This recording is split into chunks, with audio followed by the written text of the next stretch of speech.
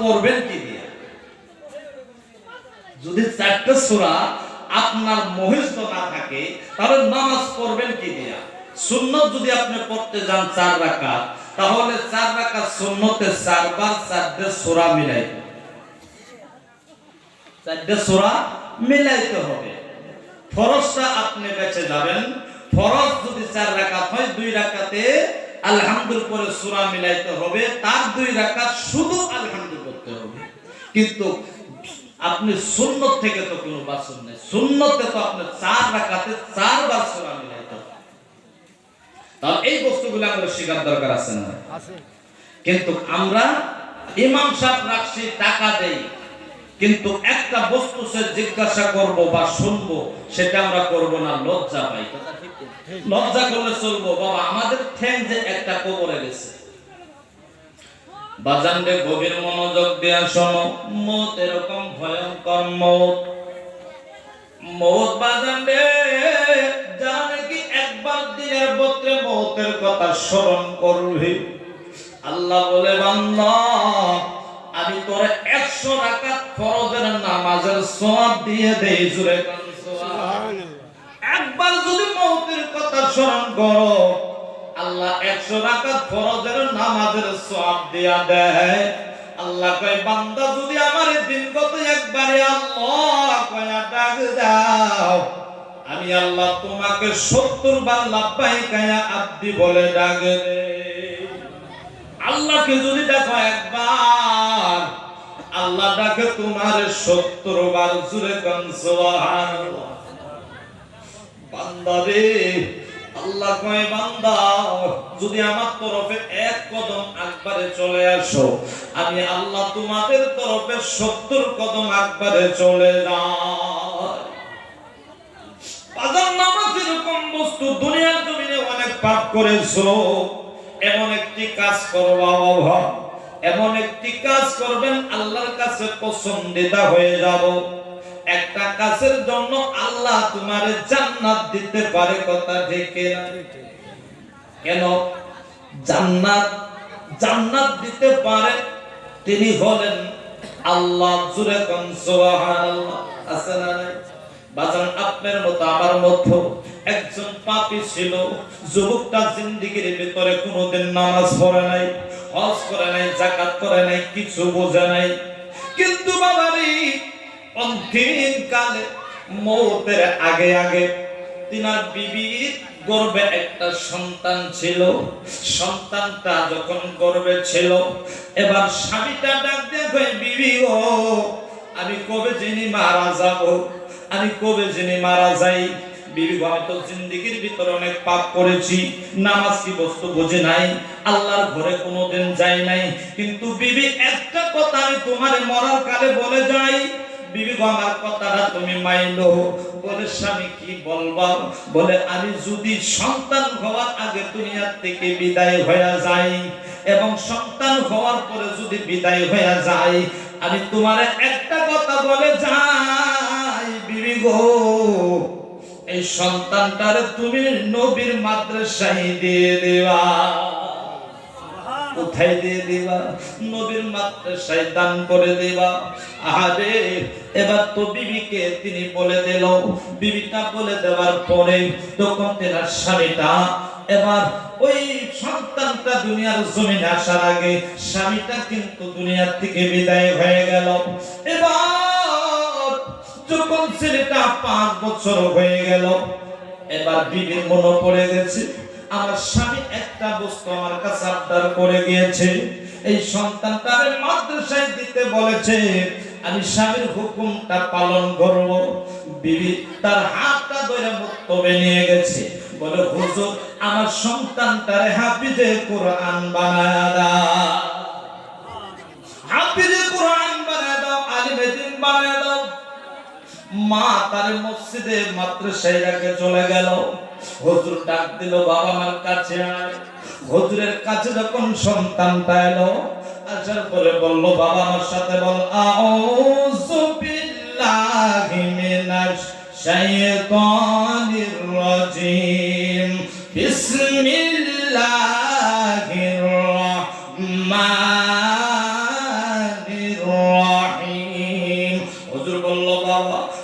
সবক করে দিলাম, এই 2টি সবক তুমি মুত্তবের ঘরের কোনায় বসে বসে মুখস্থ করো। জোরে কোন সুবহানাল্লাহ।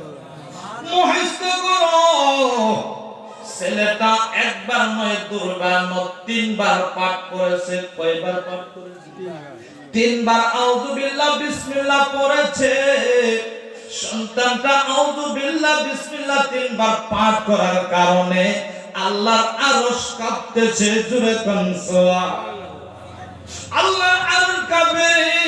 আল্লাহ ডাক দিয়ে কয়, জিবরাইল, এই জিবরাইল, আমি তো সহ্য করতে পারি না। জিবরাইল যাও যাও যাও, তিনার বাবা তো কঠিন কবরে অনেক আযাবের ভিতরে আছে, কিন্তু তিনার সন্তান 3বার আউযু বিল্লাহ বিসমিল্লাহ পড়ার কারণে আমি আল্লাহ তুমি জিবরাইলের হুকুম দিয়ে দিলাম, ফেরেশতা করে কয়া দাও তিনার বাবা আউযু বিল্লাহ বিসমিল্লাহর বরকতে তিনার বাবার কবরের আযাব থেকে নাজাত করে দিয়ে তিনার বাবার কবর তুমি জান্নাতি কবর বানায়া দাও। আর জোরে জোরে কন্না সুবহানাল্লাহ। কি বলে দিল?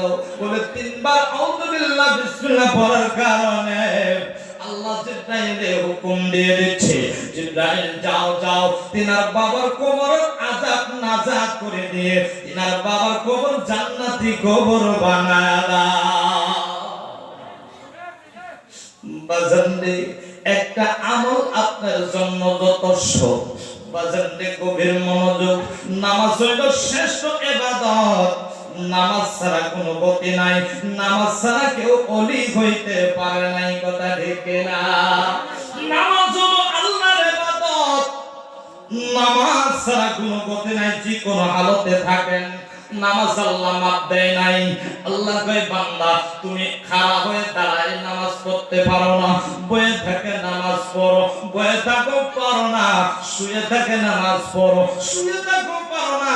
বান্দারে ইশারায় নামাজ পড়ো, কিন্তু নামাজ মাপ নাই। এই নামাজে অবহেলা করো, নামাজ পড়ো না। বাজানদের একটা কথা বলে যাই, যারা নামাজের দিকে আগ্রহ নাই, আমরা দুনিয়া থেকে বিদায় হয়ে যাব। বাজানদের কবরের হালত যদি শুনেন, কবরের হালত যদি শুনেন, আল্লাহ রাব্বুল আলামিন এমন কথা কিতাবের মাধ্যমে বলেছে বাজান, যে কবরটা থেকে আপনার হিসাব কিতাব হবে, কবর থেকে জান্নাত জাহান্নামী হবে। যারা জান্নাতি হবে কবর থেকে জান্নাতের লেবাস পরিধান করে দিবে। জোরে কোন সুবহানাল্লাহ। জাহান্নামী ব্যক্তির কথা বলছে, একটা কথা বলে শুধু, বাজানদের বুকটা এখন কতটুকু হবে? হাইস 1 ফুট। এই বুকটা কতটুকু হবে? হাইস 1 ফুট বুকটা হবে। কিন্তু যারা জাহান্নামী হবে বাজান, কিতাবের ভিতরে লেখা আছে জাহান্নামী ব্যক্তির এই সিনাটা আল্লাহ এমন লম্বা করে দিবে, 70 বছর ডোপনে ঘোড়া যেরকম ভাবে দৌড়ায়, ডোপনে ঘোড়া 70 বছর আপনার বুকের মাঝ দিয়া চলবে, কিন্তু আপনার বুক শেষ হবে না। কত ভয়ঙ্কর আযাব দিবে রে বাজান, সেদিকে কোনোবার ভাবছো? আমরা কোনোবার কবরের কথা চিন্তা করি নাই, কবরের কথা কোনো ভাবি নাই।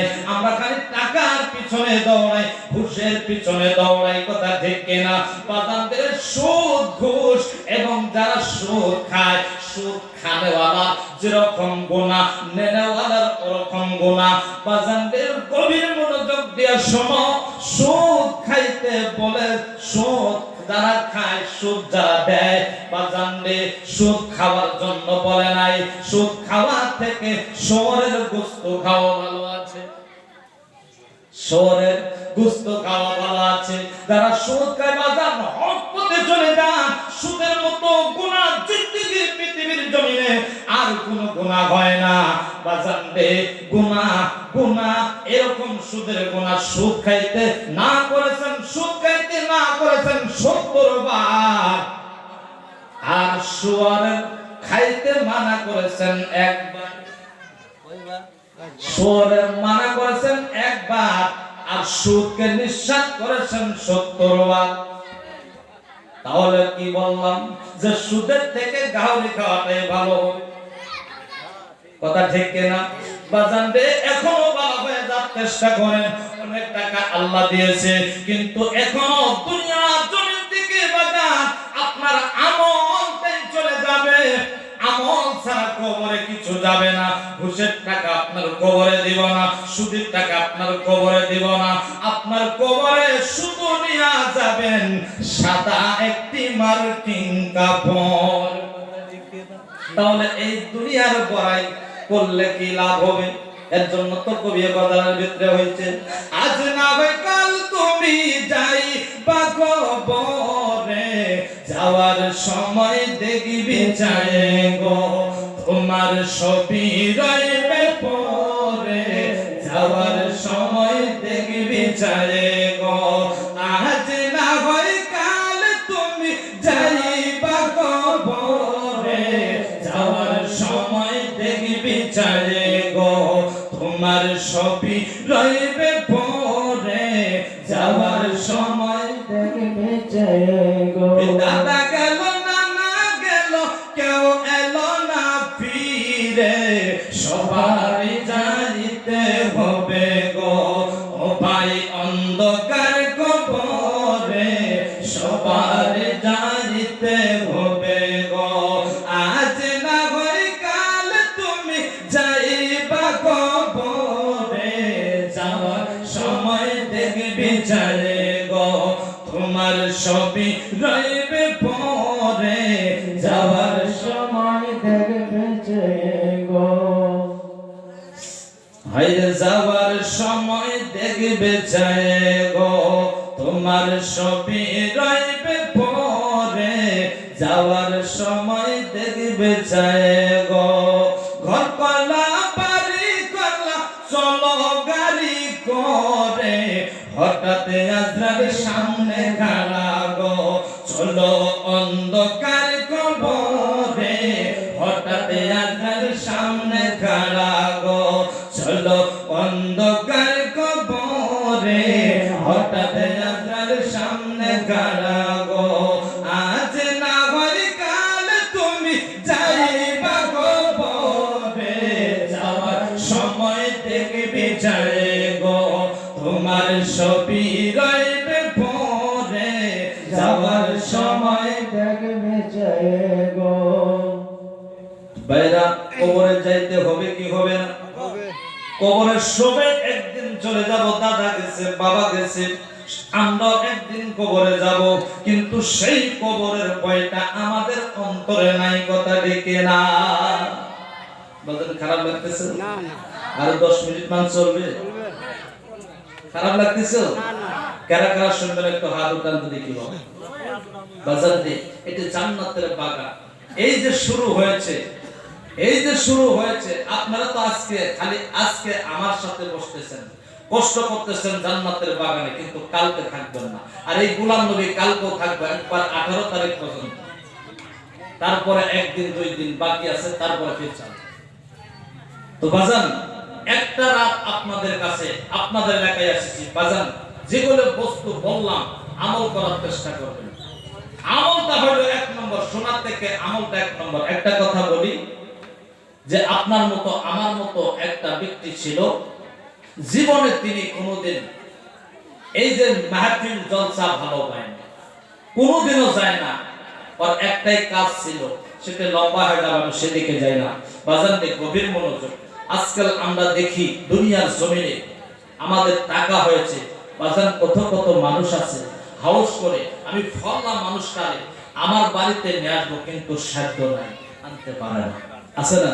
বড় বড় মৌলানারে নিয়ে আসবো, কিন্তু এরকম গরিব মানুষ যে তিনি আনতে পারে না, শঙ্কা করে যদি কি হিসাবে আমার বাড়িতে আসবে, মনটা তো কাঁদে, কিন্তু আমি তো তারে আনতে পারবো না, আমার তো কিছু টাকা পয়সা নেই, আমি তো তারে যত্ন করতে পারবো না। আছে না নাই? বাজান রে, আছে না নাই? কত মানুষের মন দিছে আল্লাহ, ধন দেয় নাই, ধন দিছে কারো মন দেয় না। কিন্তু উসমান গনিরে দেখো, আল্লাহ নবীর সাহাবা, উসমান গনির মন ছিল, তার সাথে ধন ছিল। কথা ঠিক না?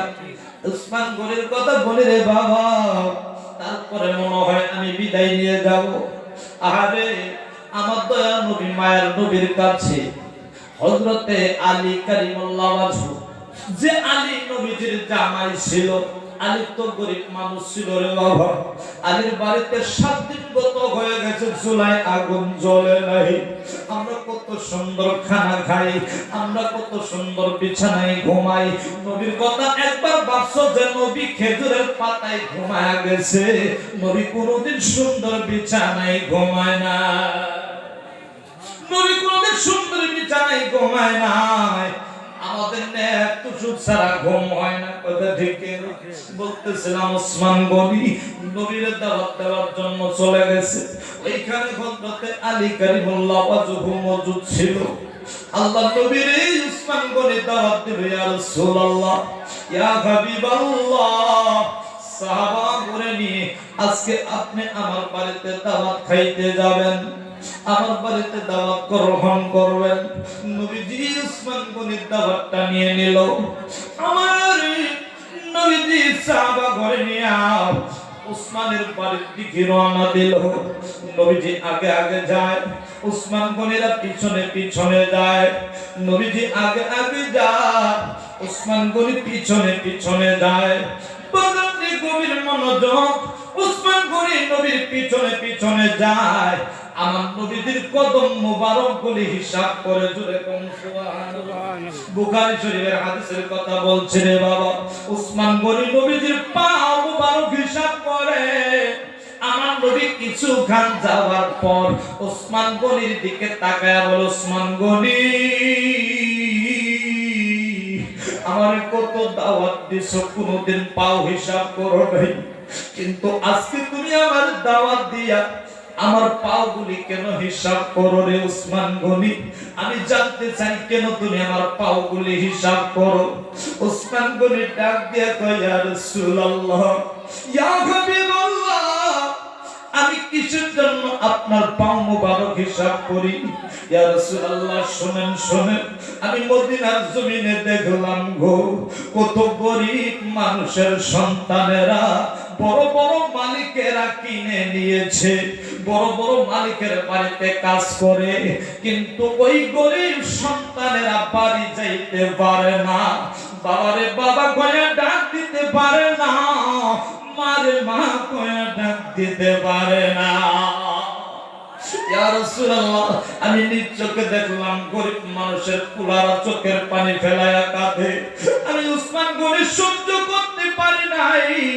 ইয়া রাসূলুল্লাহ, আপনার কদম মোবারক একজন আমি ওসমান গনি গুনতেছি, আপনার একটা কদম মোবারকের বিনিময়ে আমি ওসমান গনি এক একটা কদমে এক একটা গরিব সন্তানরে আমি আযাদ কইরা দেব।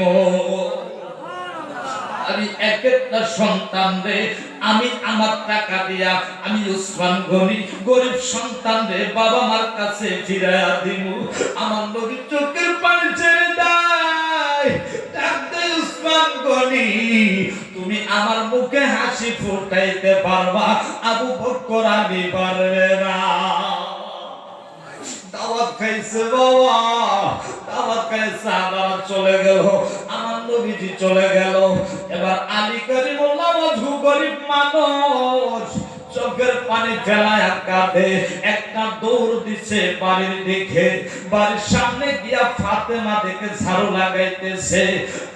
আলী গিয়া ফাতেমার পাশে দাঁড়ায়া বলে, ফাতেমার পাশে যখন আলী দাঁড়ায়া গেছে, ফাতেমা আলীর চেহারার দিকে তাকায়া দেখে আলী কান্দা কান্দার অবস্থা, আলীর চোখের পানি ছেড়ে দিছে। ফাতেমা ডাক দেয়, স্বামী, আজকে তোমার চোখে কেন পানি দেখা যায়? আলী গো, কেন তুমি কান্দো? ব্যথা বুঝি না, কিসের জন্য কাঁদো আলী? আলী ডাক দিয়ে কই, ফাতেমারে কেন কাঁদবো না, আমার মনটা কেন বেজার তুমি জানো না? আমি নিজ চোখে দেখলাম তোমার ভাই ওসমান গনি নবীর বাড়িতে আনলো দাওয়াত খিলানির পর, নবীজির এক একটা কদম মোবারকের বিনিময় একটা করে গরিব সন্তানরে আযাদ করে দিল। আমি আলী সাহাবী তো দুরুস্তান নবীরে আমার বাড়িতে আনতে পারি না, যে নবীরে আমার বাড়িতে আনতে পারি না, আমি কেন কাঁদবো না? ফাতেমা স্বামীর কথা শুনে না, ফাতেমা চোখের পানি ফেলাইয়া ঘরের দিকে একটা দৌড় দিচ্ছে। ফাতেমা ঘরে যাইয়া পর্দা ফেলাইয়া আল্লাহ দরবারে হাত দুখানা বাড়াইয়া দিয়েছে, মালিক আমার স্বামীর মনটা বেজার, আমার স্বামীর মনটা আমি কিভাবে খুশি করব? আমার স্বামী কাঁদতেছে, আমি সহ্য করতে পারি না। আল্লাহ দরবারে ফাতেমা হাত উঠায় ডাকে, আল্লাহ আমার বাড়িতে খানা নাই। আমার আল্লাহ ফাতেমার কথা সহ্য করতে পারে না। আল্লাহ ডাক দিয়া কয়, জিবরাইল জিবরাইল, ও জিবরাইল আমি সইতে পারি না, আমার বন্ধুর মেয়ে আমার কাছে খানার আবদার করেছে।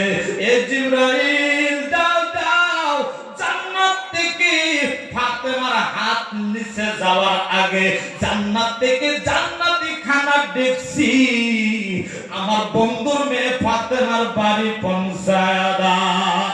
সুবহানাল্লাহ সুবহানাল্লাহ। বন্ধুর মেয়ে ফাতেমার বাড়ি খানাটা পৌঁছায়া দাও। জিবরাইল আল্লাহর হুকুম পাইয়া জান্নাতি খানা দেখছি নিয়া ফাতেমার বাড়ি পৌঁছে গেল রে বাবা।